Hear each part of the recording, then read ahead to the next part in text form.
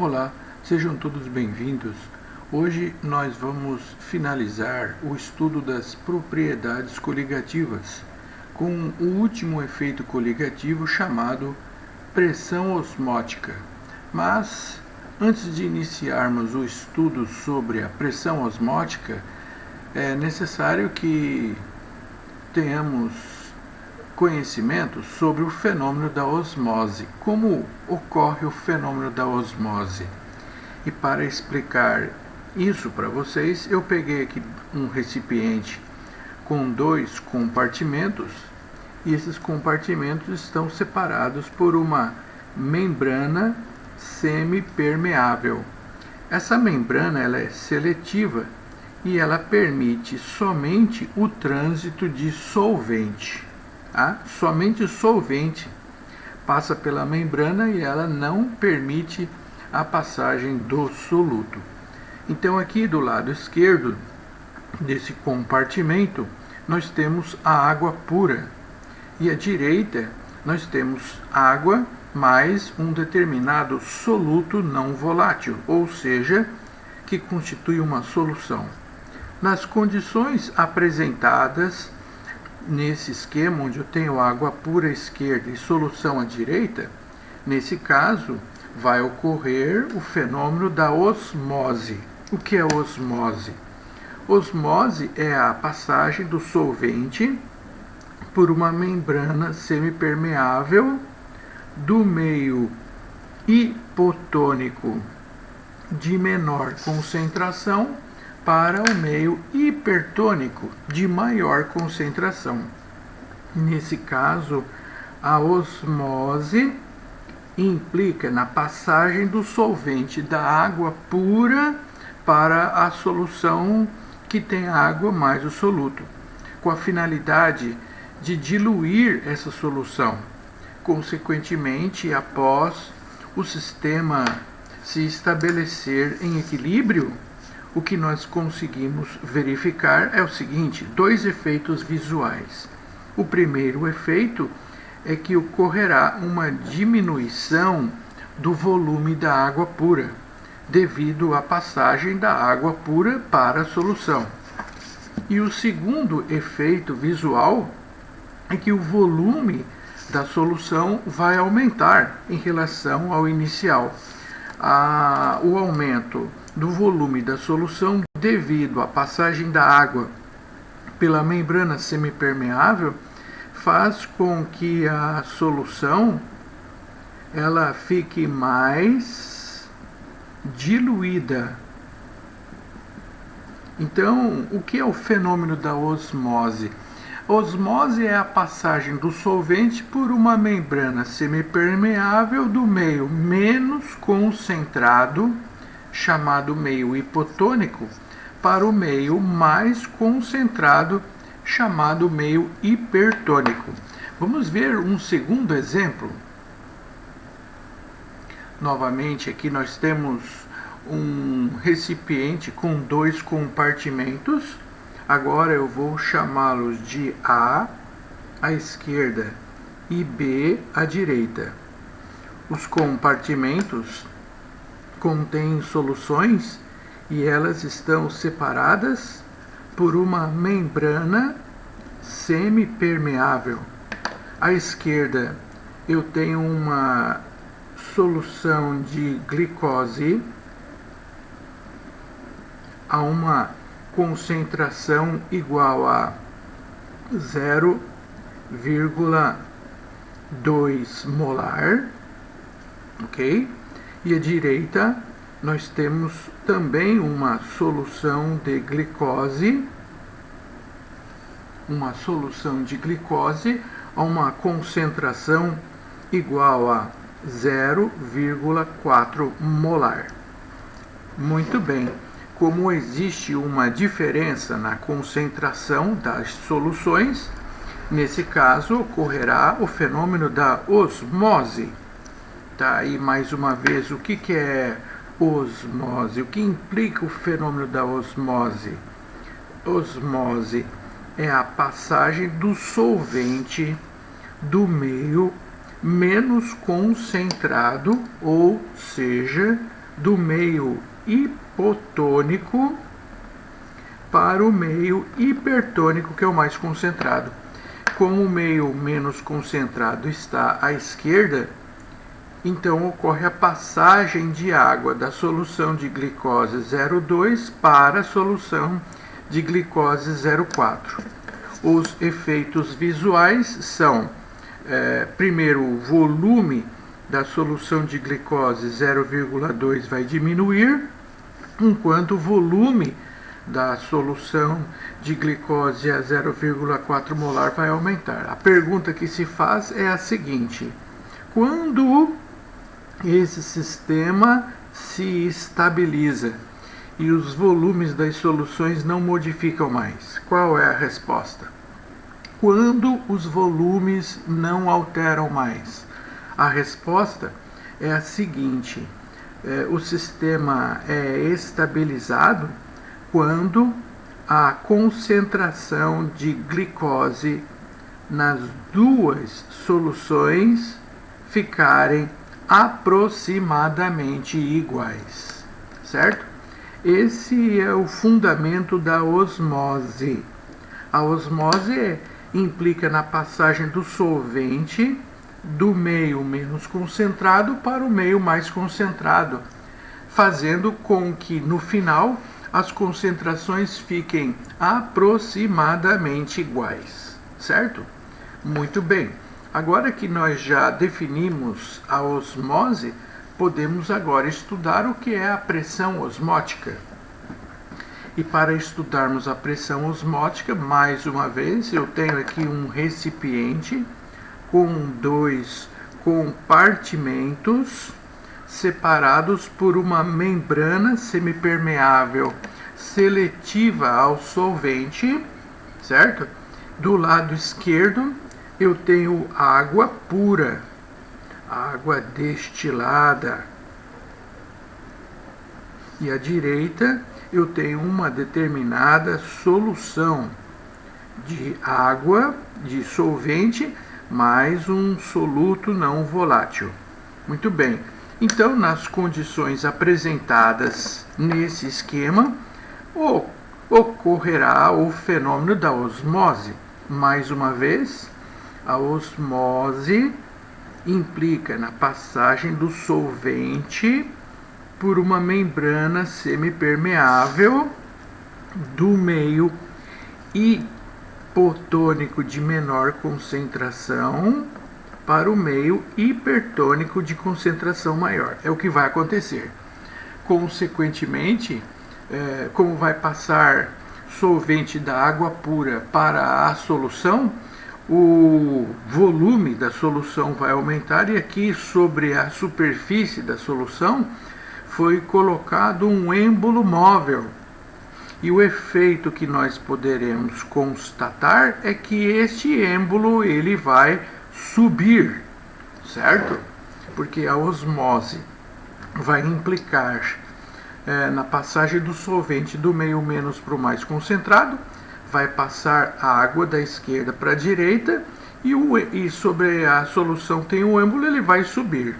Tudo dentro do previsto. Mas muito bem, olha só o que vai acontecer. Se nós ficarmos segurando esse êmbolo, aqui, se eu colocar a mão sobre ele e segurá-lo, o que vai acontecer se eu segurar esse êmbolo, hein? O que vai acontecer é que o êmbolo não vai subir e o fato de eu segurá-lo, eu estou impedindo a realização da osmose. Muito bem, o fato de eu segurar o êmbolo, existe aqui sobre o êmbolo uma pressão externa, que é o fato de nós ficarmos segurando esse êmbolo. Só que contrária a essa pressão externa, existe uma pressão exercida sobre a solução contrária à pressão externa. Essa pressão interna, que a solução exerce contrária à força externa, é o que nós chamamos de pressão osmótica. Então, nesse caso, existem 3 situações que devem ser levadas em consideração. A primeira situação acontece o seguinte: quando essa pressão externa, o fato de nós ficarmos segurando esse êmbolo, tá? Quando essa pressão externa for exatamente igual à pressão interna que a solução exerce contrária à pressão externa, que é o que nós chamamos de pressão osmótica, essa pressão que a solução exerce contrária ao êmbolo, igual à pressão externa, ela impede a realização da osmose. Consequentemente, se esse êmbolo ficar parado, aí, consequentemente, a água não consegue passar para a solução por não ter espaço para ela ocupar. E, neste caso, não ocorrerá a osmose. Não ocorre osmose quando a pressão externa for igual à pressão interna. Muito bem.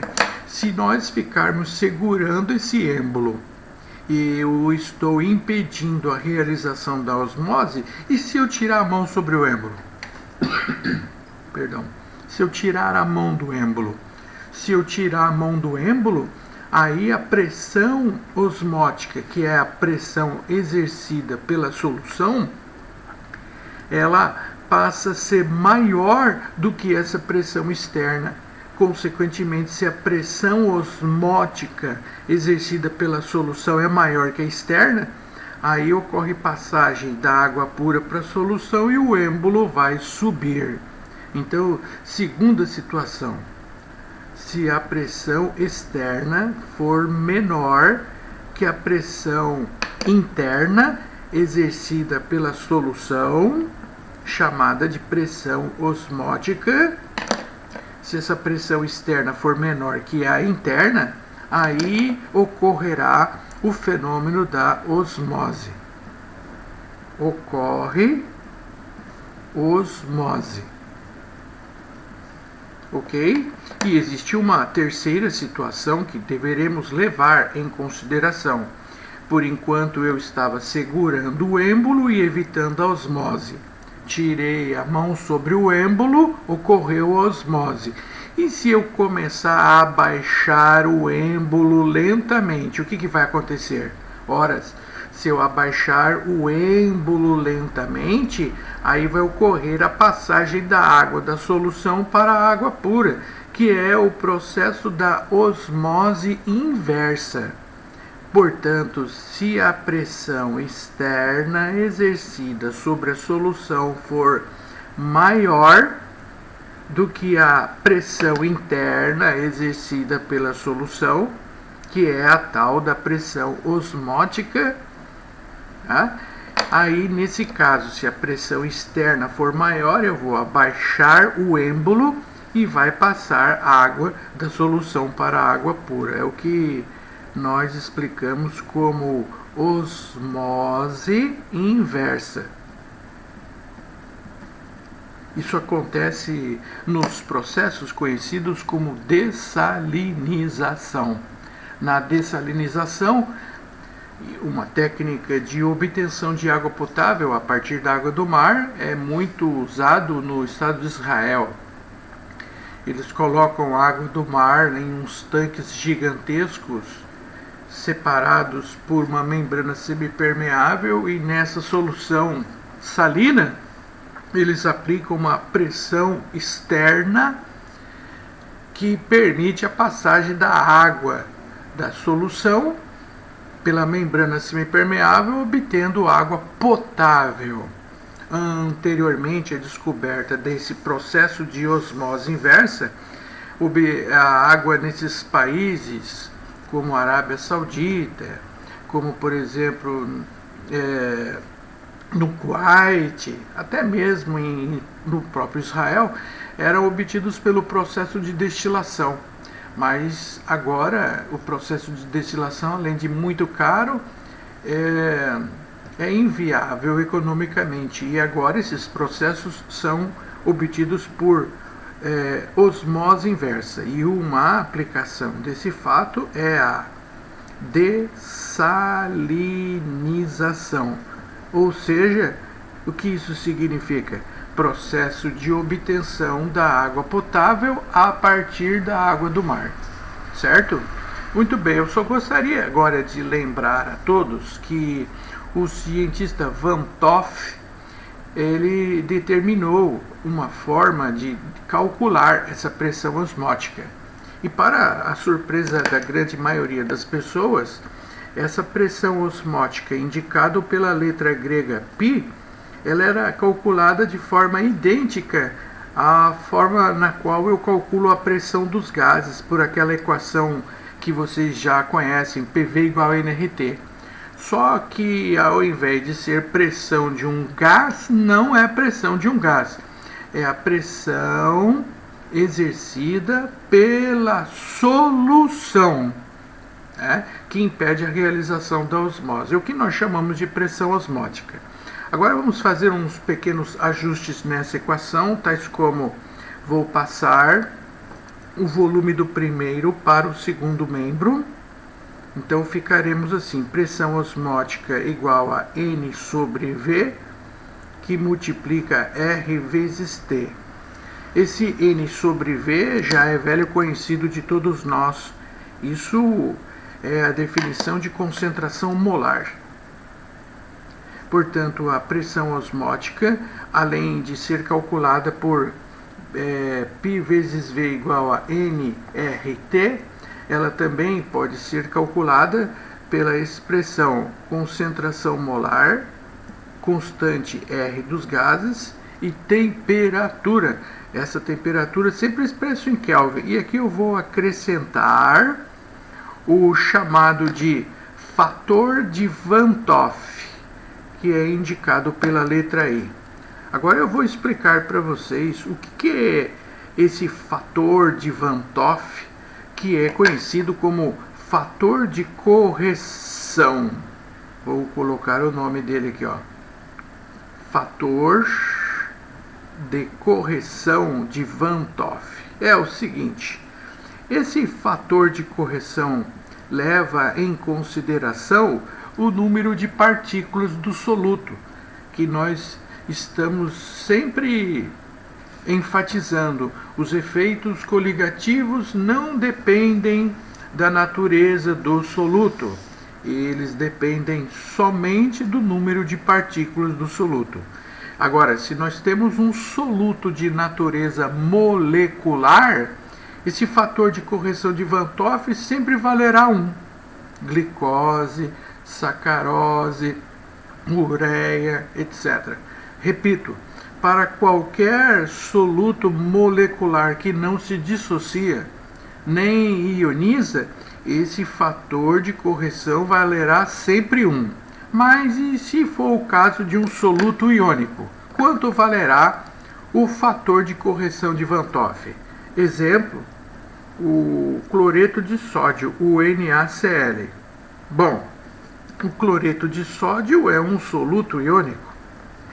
Quando colocado em presença de água, ele sofrerá uma dissociação iônica. E nessa dissociação iônica, a proporção estequiométrica dos íons é a seguinte: 1 mol do cloreto de sódio, ao ser dissociado, originou 1 mol de sódio e 1 mol de cloreto.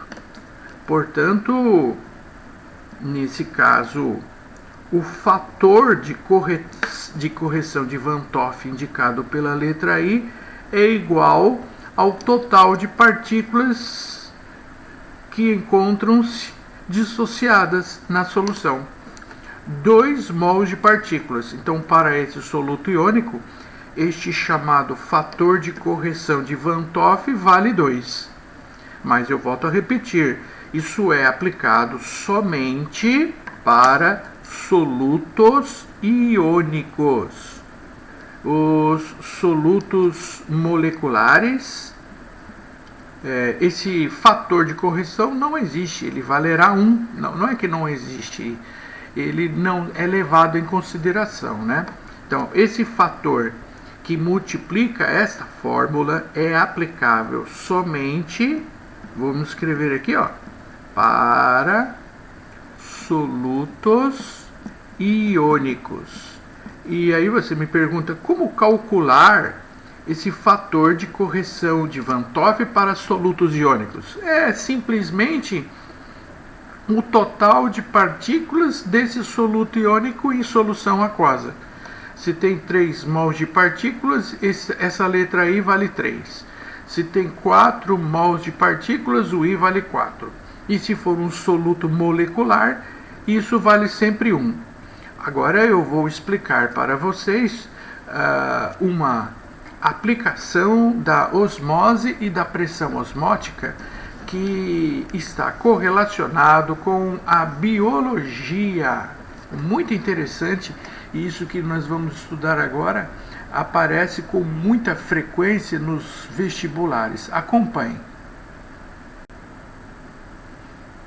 Vamos fazer agora um experimento onde eu vou colocar dentro de um recipiente uma célula animal conhecida como hemácia, uma célula especializada no transporte de gases para as células e os tecidos.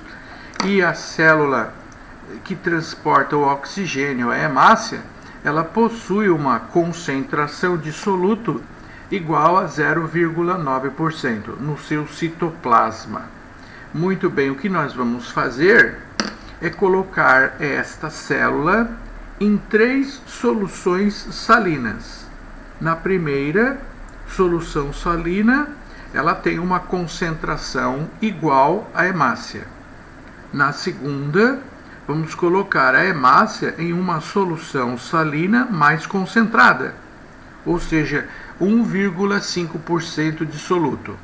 E na terceira, vamos colocar a hemácia em uma solução menos concentrada, a 0,5%.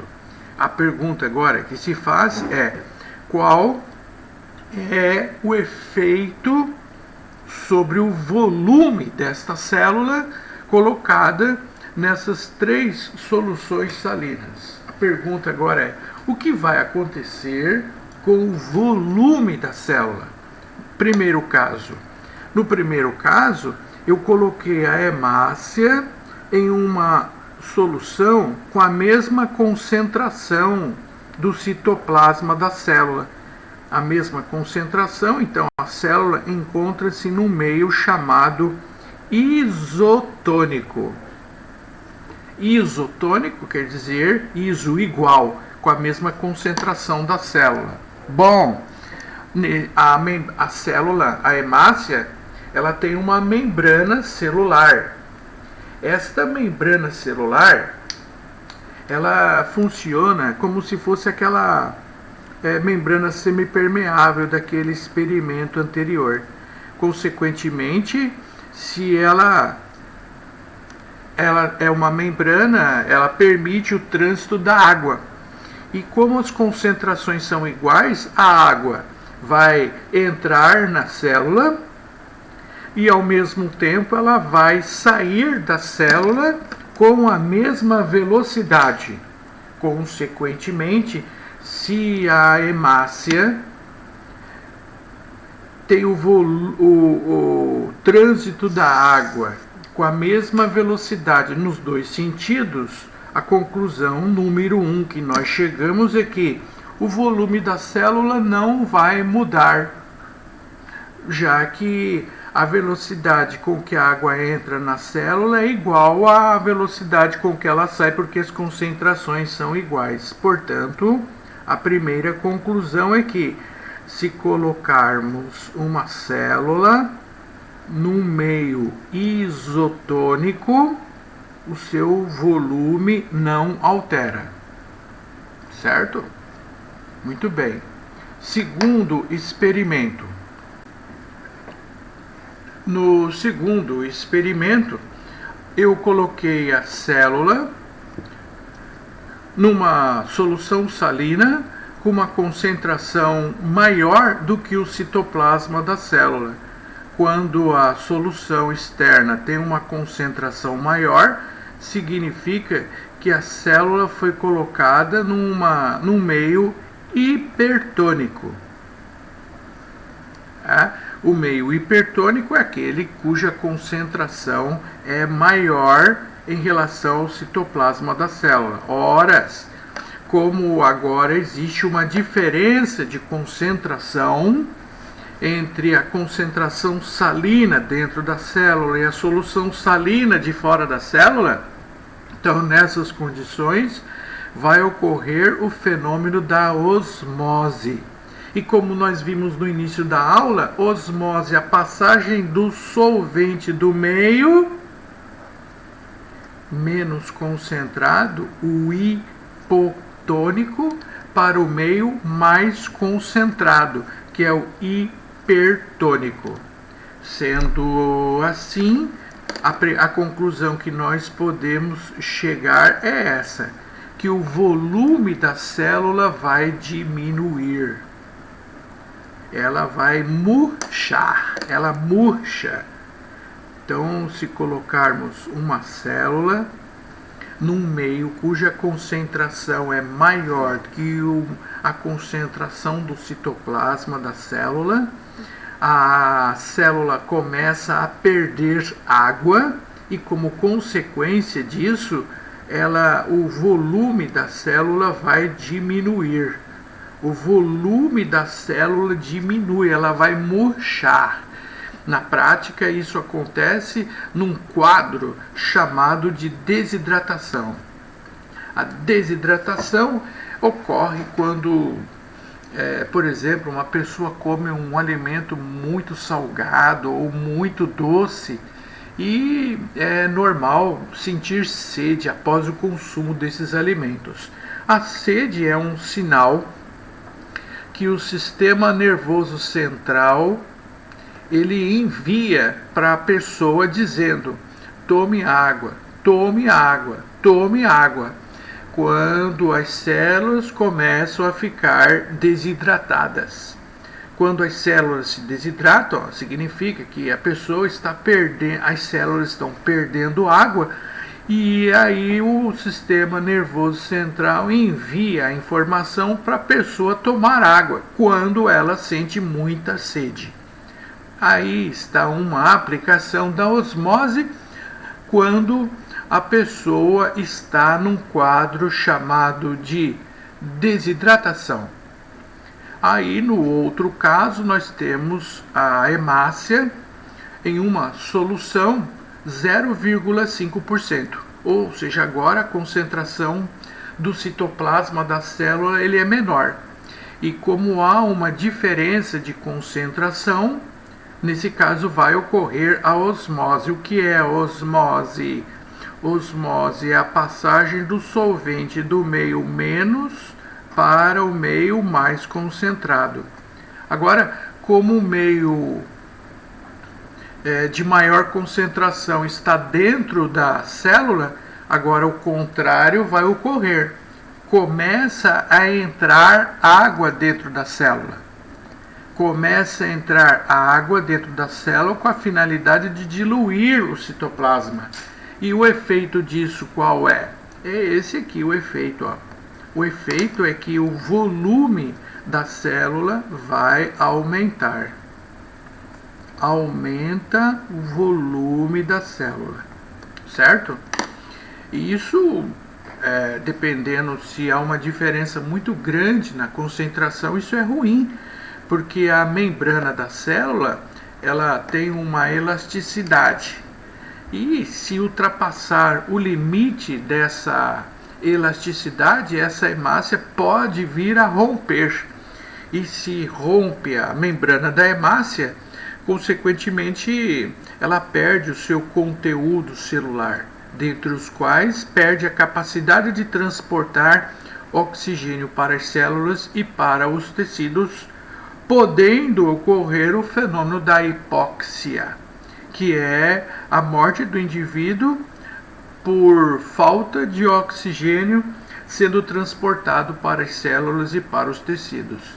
Esses experimentos citados são muito comuns e eles aparecem com muita frequência nos vestibulares. Eu peço a atenção de todos para este fato. Vamos chamar então aqui o primeiro experimento, onde colocamos a hemácia num meio chamado hipoisotônico de experimento A. Esse outro, onde a hemácia foi colocado no meio hipertônico de experimento B. E esse outro, onde a hemácia foi colocada no meio, vou até escrever que eu esqueci aqui, no meio hipotônico, cuja concentração é menor em relação ao citoplasma da célula, de experimento C. Feitas essas considerações, agora vamos fazer um gráfico, certo? Com esse perfil aqui, ó. Esse gráfico agora, ele tem na ordenada o volume do glóbulo vermelho da hemácia e na abscissa o tempo. E aqui esse volume sofre três alterações. Primeiramente, o volume não aumenta nesta reta. Aqui acima o volume da hemácia vai aumentar e abaixo ela vai diminuir. Inclusive aqui nesse gráfico, né, vocês podem até associar as curvas com os resultados que estão aqui já de imediato. Então, esse cujo volume da hemácia não altera é o experimento A, onde a hemácia foi colocada no meio chamado de isotônico. Já esse volume da célula que diminuiu, aqui está, quando a célula murchou, ela murcha, ela diminui o seu volume quando ela é colocada no meio hipertônico, que aqui nesse caso está indicado pelo experimento que é o B. O volume da célula diminuiu. E por último, nessa curva superior aqui, nós verificamos que no passar do tempo o volume da célula vai aumentar por a célula estar num meio chamado hipotônico, que é o experimento que foi indicado pela letra C. Aqui estão os gráficos referentes aos experimentos que foram realizados. Agora eu vou mostrar um panorama geral aqui para vocês compararem o que eu falei, os experimentos e o gráfico. O experimento A, onde a célula foi colocada no meio isotônico, o volume da célula não modificou, que corresponde à curva A. No B, colocando a célula no meio hipertônico, cuja concentração é maior que o citoplasma da célula. Aí a osmose ocorre passando o solvente do meio menos para o meio mais concentrado. Como sai água da célula, o volume da célula vai diminuir, que indica aqui a curva inferior. E aqui a célula tem uma concentração maior do que o meio externo. Como há uma diferença de concentração, passa o solvente do meio menos para o mais concentrado e o volume da célula vai aumentar. Ok? Aqui nós finalizamos, portanto, o assunto das propriedades coligativas e a seguir eu começo a resolver os exercícios referentes a esse tópico. Muito obrigado a todos pela atenção. Tenham uma excelente semana.